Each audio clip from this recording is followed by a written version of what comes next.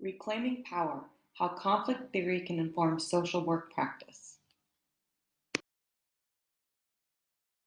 This presentation was made by Elizabeth Gallardo, Melissa House, and Annika Walker.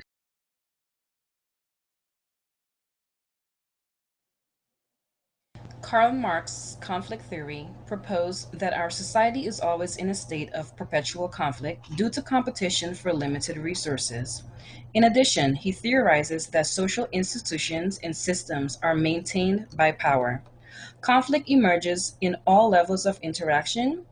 It is a part of all relationships, and in social work practice, it is evident in the issues our clients will experience and in the existing policies and service delivery systems that govern our work and our ability to intervene, as well as will be demonstrated in the next slide. The policies and services that govern our work are set in place by those with power. As stated by our textbook authors, conflict theory does not contain specific steps or stages. However, it provides us a description of social phenomena, helps us examine what needs to be changed, and how to target based on societal intervention. Therefore, we as social workers are open to our application of this perspective. What is critical in our application, however, is that in our stages of the helping process, we recognize structural and cognitive interventions.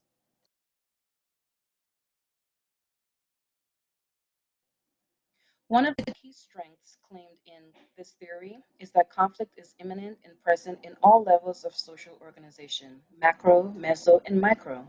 It also emphasizes that the root of conflict is power engendered by economic inequalities. For instance, I received a recent update from the school social worker at my last field placement at a Title I elementary school. This is a school that has consistently fell below average in student academic success. As a school nestled in an impoverished community, students there may not see their first meal until they come to school. There's an overwhelming need for funding to increase salaries for teachers, resources for teachers, students, the social workers, and the community. However, as of last week, district-wide funding was cut, which has removed the behavior support specialists and programs for behavior intervention, the librarian, and potentially one of the social work positions. Using this example, we can identify the overarching macro issue as our culture's inadequate funding of children's needs in the first place. This trickle-down effect is a loss of funding to an already underfunded school in an impoverished community. Teachers are already overburdened with large classroom sizes, with students displaying the gamut of social, emotional, and academic deficiencies. These types of policy changes are pushed and agreed upon by those in power. This is an issue. This then results in schools losing needed programs to help combat the effects of these changes, which causes more conflict in the homes of poor families, their relationship with the school administrators, and social workers. The children will increasingly struggle without needed behavior intervention and support, as well as the teachers who are already one foot out the door. This will perpetuate a vicious cycle of undereducated minorities and the societal effects of the marginalized. Values and ethics guide social work practice, and social workers are required to advocate social and economic justice. As our authors state, this is not a new social issue in America, so we must be vigilant in our course towards social justice and work with our local leaders in office to rectify this issue. We must also devise an action plan that would empower parents, teachers, school administrators, and the community to fight for change in these policies. As we work towards these changes, let us remember to work efficiently and effectively so we can preserve our drive towards change.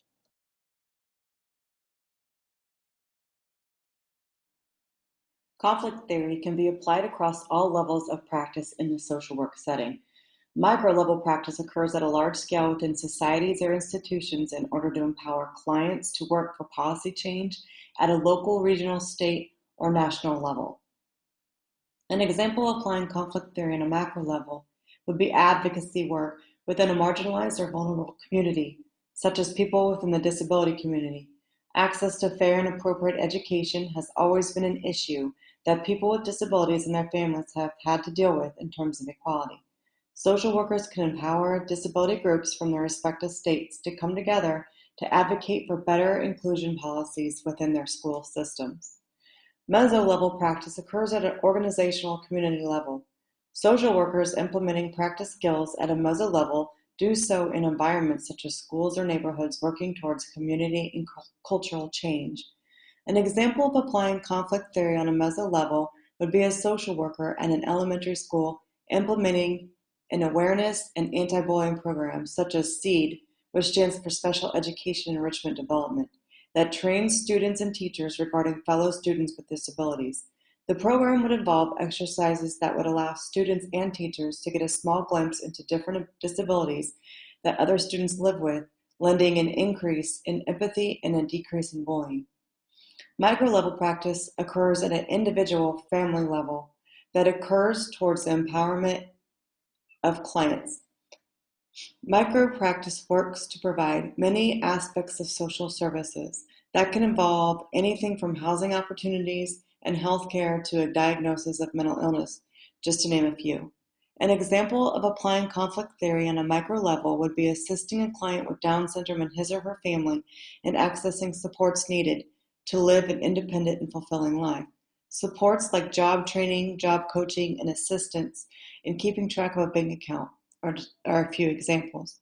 These types of services can be accessed through Medicaid. The process of applying for Medicaid or a Medicaid waiver for a young person with disabilities is daunting even with assistance. The social worker should be tapped into resources such as this in order to assist in getting the needed services.